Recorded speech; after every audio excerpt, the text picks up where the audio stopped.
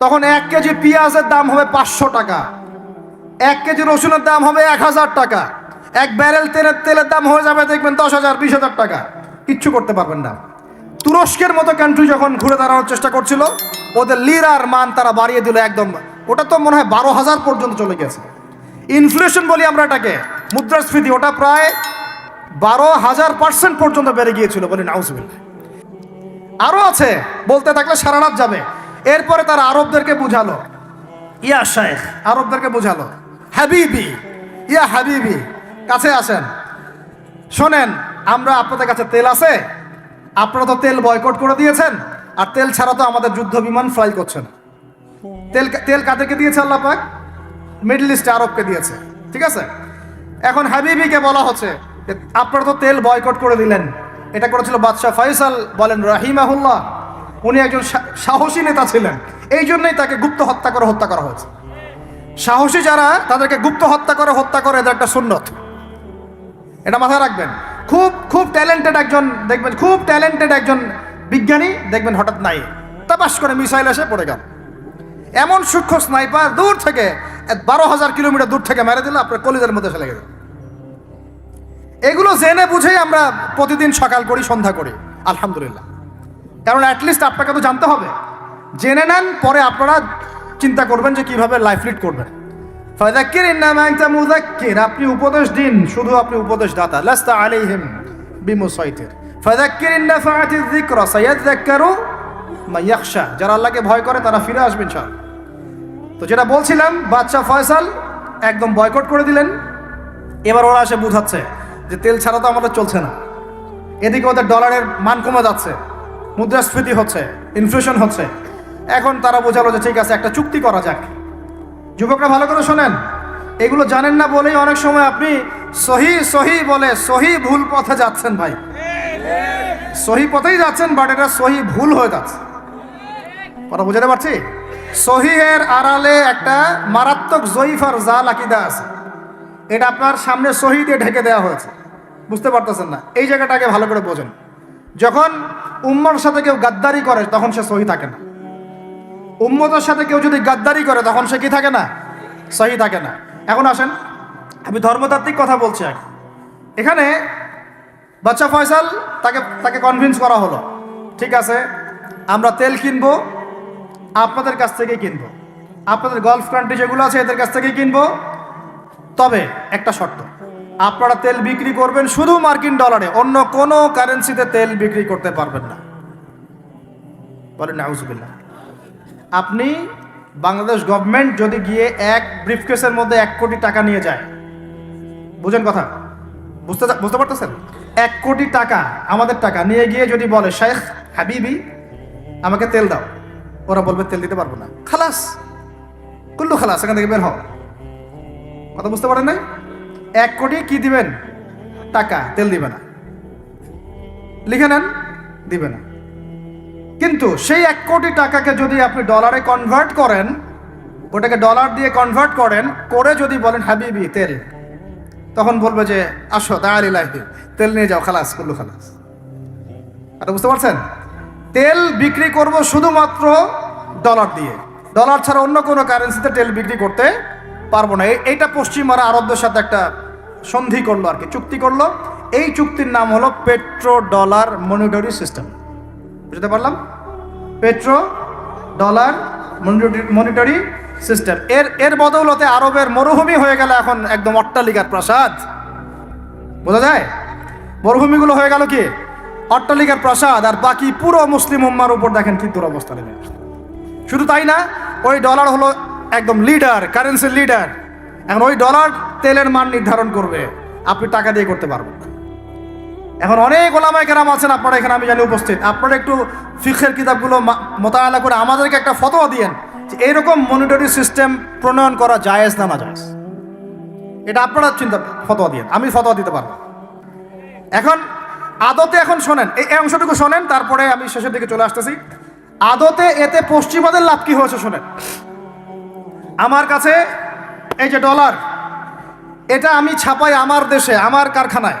আমার খরচ হচ্ছে কাগজ, আমার খরচ হচ্ছে মেশিন, আমার খরচ হচ্ছে কালি। বোঝা যায়? বোঝা যাচ্ছে? আচ্ছা, এখন সেটা আমি বানালাম, ছাপালাম, গিয়ে আমি আরবকে দিলাম, তেল দাও। ওরা এই কাগজের টাকাটা নিল, নিয়ে রিজার্ভ করলো, করে মূল যে তেল, এই তেলটা মনে করেন তেল বা সোনা, তেল বা সোনা একই কথা, কারণ সোনার ফাংশন প্লে করছে এখন তেল। এখন তো যেহেতু গোল্ড দিনার নাই, দিরহাম নাই, এই তেলটা তারা নিয়ে ওদের দেশের আন্ডারগ্রাউন্ডে বাংকার আছে, গ্যালনকে গ্যালন তেল রিজার্ভ করতে থাকলো। এমনভাবে রিজার্ভ করতে থাকলো যে বিগত আগামী 30 বছর যদি বিশ্বে কোনো তেল নাও থাকে, ওরা চলতে পারবে, প্লেন উড়াইতে পারবে। ওদের মিলস বন্ধ হবে না, ফ্যাক্টরি বন্ধ হবে না, ওদের ইন্টারনেট সেকশন বন্ধ হবে না, বিদ্যুৎ বন্ধ হবে না, ওদের কোনো কিছুই বন্ধ হবে না, কোনো প্রযুক্তি বন্ধ হবে না। এত তেল তারা এখন রিজার্ভ করলো কি দিয়ে?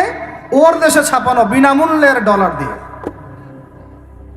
এবং সেই ডলারটা আমরা নিলাম, নিয়ে আমরা মাশাআল্লাহ অট্টালিকা নির্মাণ করলাম, আর মনে করলাম যে মাশাআল্লাহ আমি তো খুব ধনী হয়ে গেলাম, সমৃদ্ধি অর্জন করলাম। আদতে এখানে পশ্চিমাদের সবই লাভ।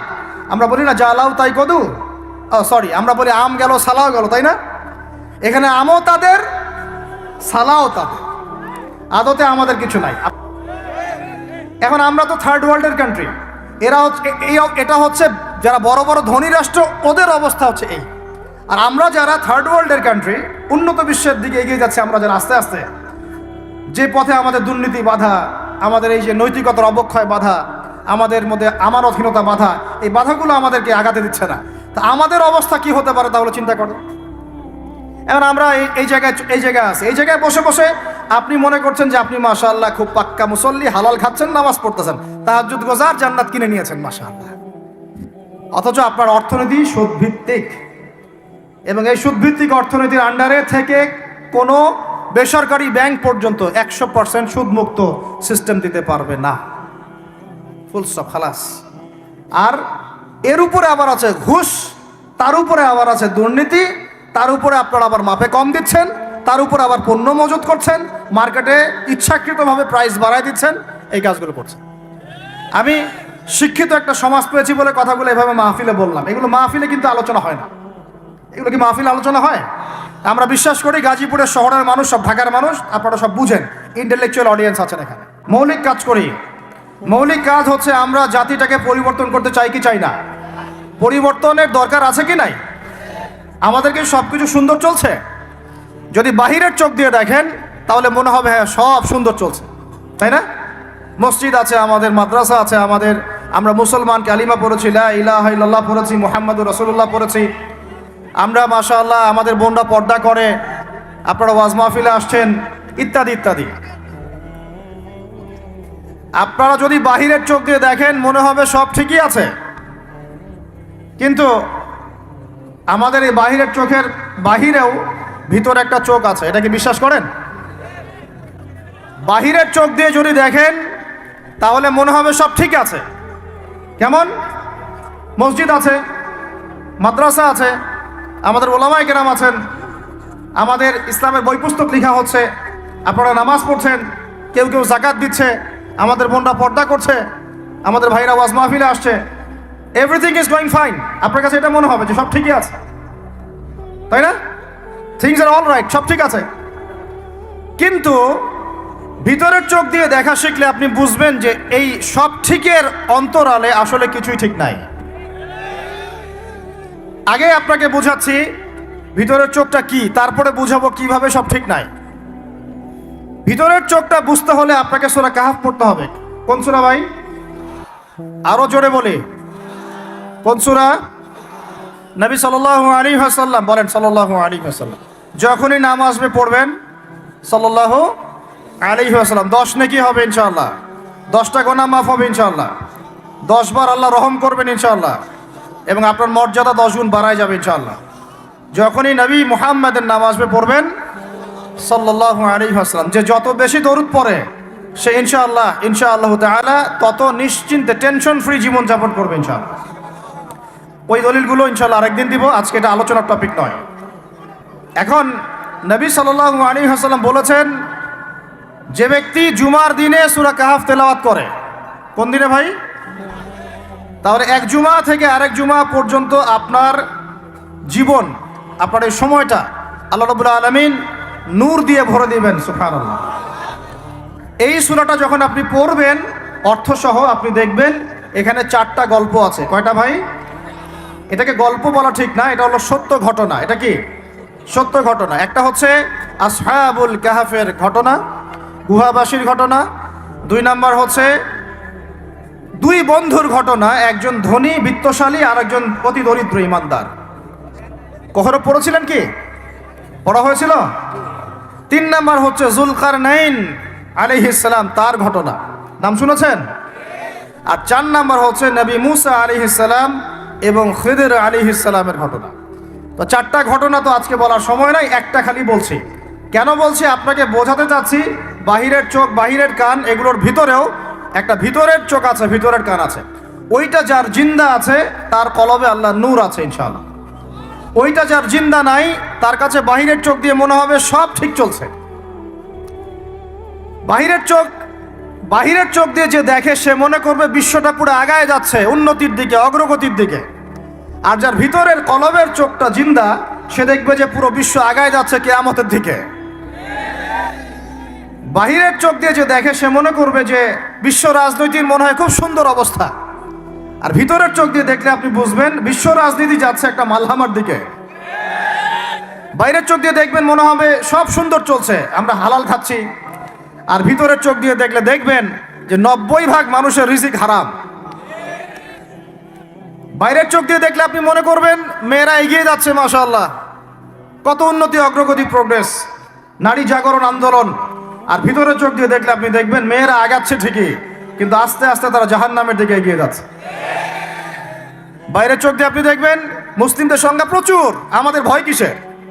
এত সংখ্যা, লক্ষ লক্ষ, কোটি কোটি।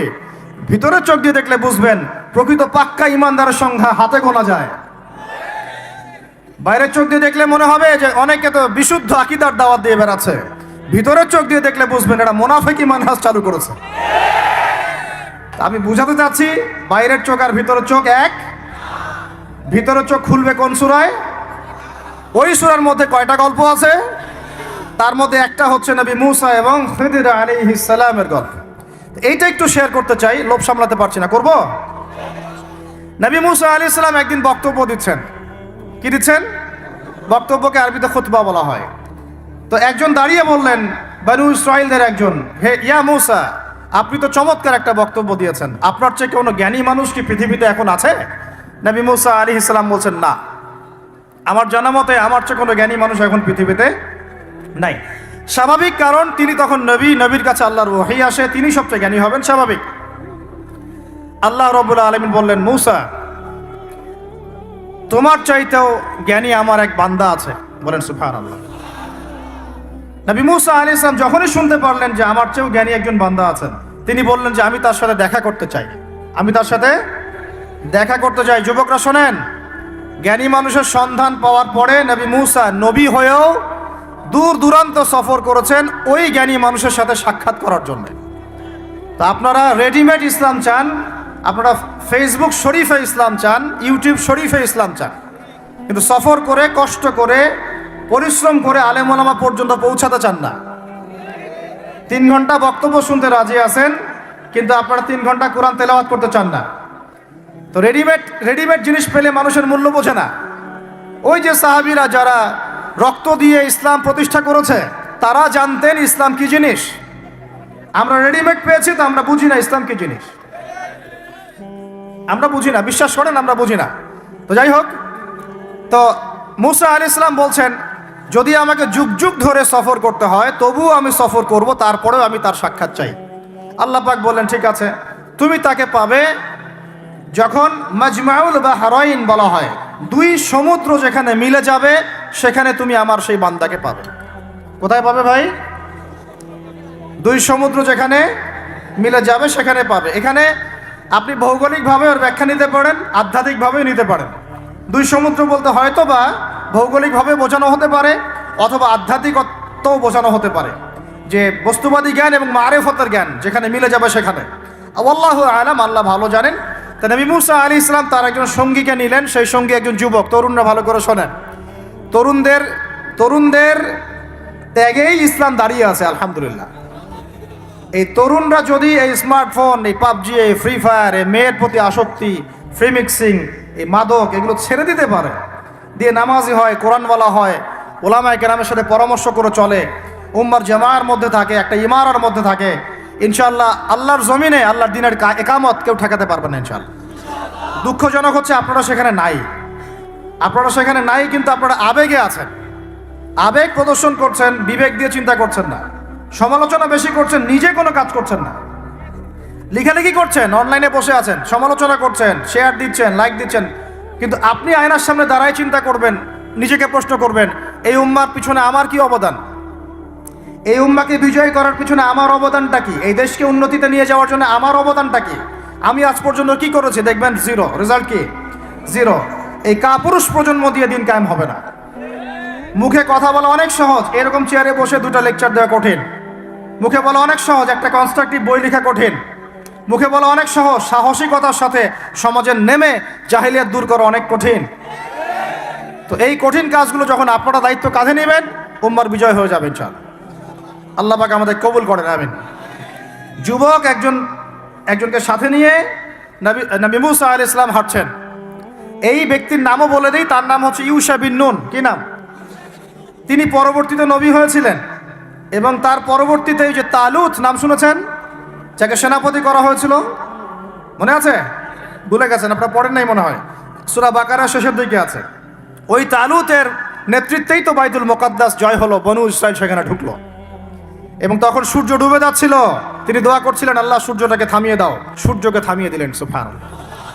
মহাবিশ্বে সূর্যের ঘূর্ণন থেমেছে একবার, মহাবিশ্বে সূর্যের ঘূর্ণন আল্লাহ থামিয়ে দিয়েছেন, কোরআন সাক্ষী আছে, হাদিস সাক্ষী আছে।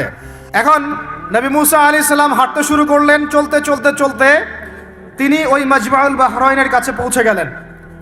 আল্লাহর পক্ষ থেকে নির্দেশ ছিল, তোমার থলির মধ্যে একটা মাছ নাও, যেই মাছটা যখন লাফ দিয়ে জীবিত হয়ে যাবে এবং সমুদ্রে লাফ দিয়ে ফেলবে, তখনই তুমি তার দেখা পাবে। একটা মৃত মাছ তিনি নিলেন, হাঁটা শুরু করলেন, যোজন যোজন দূর চলতেই থাকলেন, হাঁটতেই থাকলেন। এক পর্যায়ে একটা পাথরের হেলান দিয়ে রেস্ট নিচ্ছেন, বিশ্রাম করছেন। বিশ্রাম করতে গিয়ে তিনি তার সঙ্গীকে বলছেন, আচ্ছা, যে নাস্তা নিয়ে আসছিলাম সেটা নিয়ে আসো দেখি। তখন তিনি বলছেন, আমি তো আপনাকে বলতে ভুলে গিয়েছি, ওই মাছ তো জীবিত হয়ে চলে গেছে সমুদ্রের মধ্যে। তখন মুসা আলাইহিস সালাম বলেন, আরে আমাকে এতদিন বলোনি কেন, এতক্ষণ বলো নাই কেন? ওইটাই তো সেই জায়গা যেখানে আমি তাকে পাবো। তারা আবার ব্যাক করলেন, সেই জায়গায় দেখলেন পাথরের উপরে সেই আল্লাহর বান্দা বসে আছে।